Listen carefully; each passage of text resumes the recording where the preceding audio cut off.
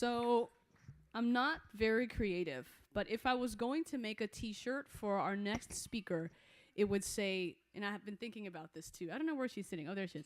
If I was going to make you a t-shirt, it would say, EPATT from the womb. Come on, that's good, right? Okay, that's good. I made that up. So this is the t-shirt that I would like to make for this spectacular young lady who has been in EPATT for 12 years. 12 years, and actually more if we count the womb, but we're not going to count the womb at the moment. She's done the complete journey, and along the way, she has gained a great deal of wisdom, insight, and perspective. And she's going to share that with you today. Please welcome Idalys Nava-Monje.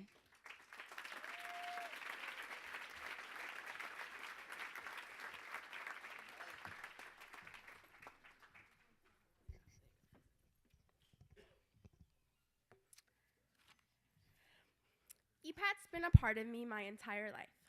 My mom's 3 younger brothers and 2 younger sisters all attended the EPATT program when they were kids. However, as time went on, they left the program one by one and never made it all the way through EPATT. While my mom's siblings were participating in the program, she was volunteering as a tutor while she was pregnant with me. My mom had me when she was in high school, and as a result, she wasn't able to live the typical American teenage life. So when I started kindergarten, my parents decided to put me into EPATT.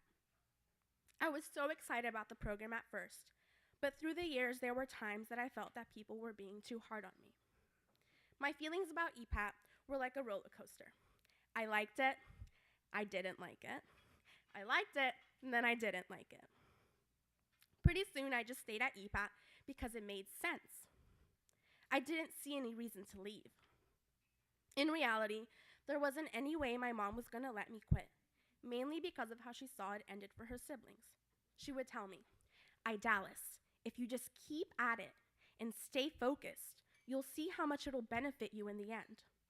It wasn't until I started Menlo in middle school that I realized that my mother was right. EPATT has really helped me. I don't think I would have been able to push myself to stay in EPATT without my mom there to help guide me.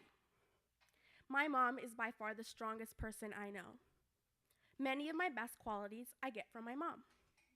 My mom has taught me how to be my own person and stand up for myself at all times.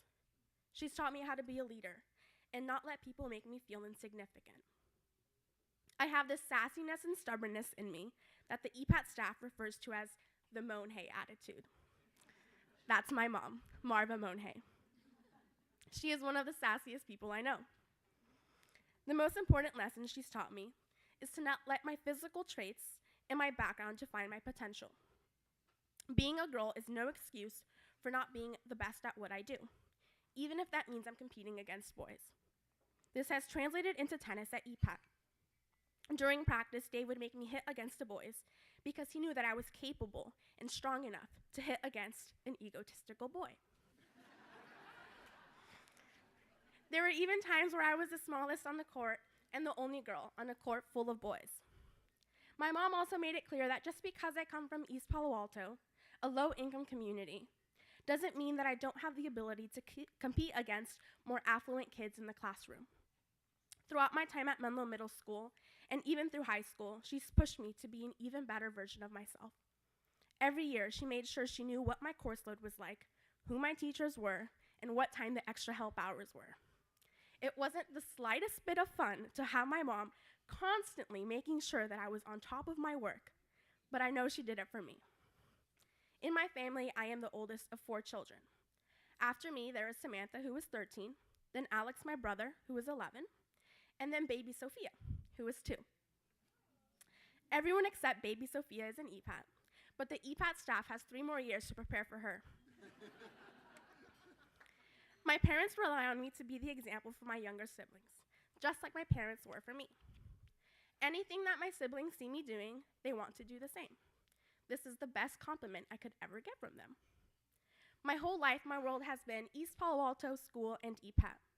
Just like having a second set of parents, the EPATT staff was there to support me in my journey.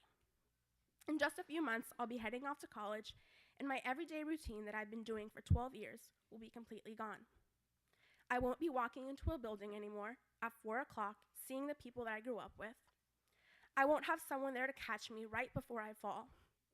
I won't have any young ones who look up to me. And most of all, I won't have my two families, my family and my EPATT family, physically by my side. I am proud to say that this fall I will be at Rutgers University pursuing a major in criminal justice.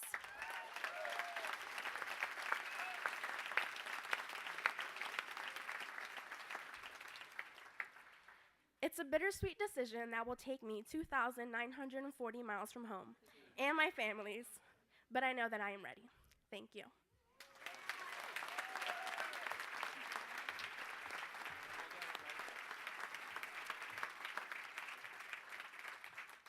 And Idalys' mom, Marva, is here. Can we give Marva a hand for the wonderful job that she's done?